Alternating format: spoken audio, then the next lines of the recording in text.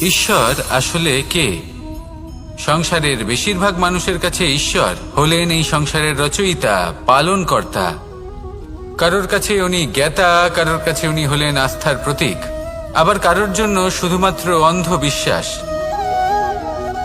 কিন্তু এই ঈশ্বর কি কোনো শরীর, নাকি একটা বোধ, নাকি শুধুই শ্রদ্ধা? ঈশ্বর হলেন তিনি যিনি হলেন আপনার ইষ্ট। সেই জন্যই তো গুরু, মাতা, পিতা এনাদেরও ঈশ্বরই বলা হয়েছে।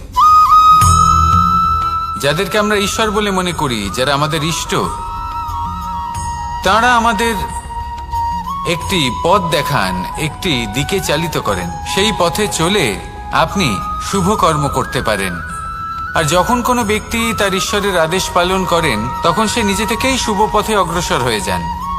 বেশ কয়েকজন মানুষ ঈশ্বরের ওপর আস্থা রাখেন এবং ভাবেন যে অনুচিত কোনো কাজ করা উচিত নয়, ঈশ্বর দেখছেন।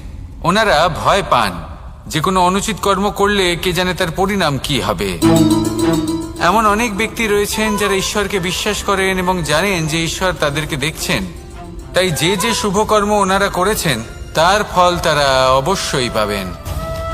এবার আপনি ভয় পেয়ে ঈশ্বরকে বিশ্বাস করবেন, নাকি বিশ্বাসের দ্বারা ঈশ্বরকে বিশ্বাস করবেন, সেই সিদ্ধান্ত আপনারই।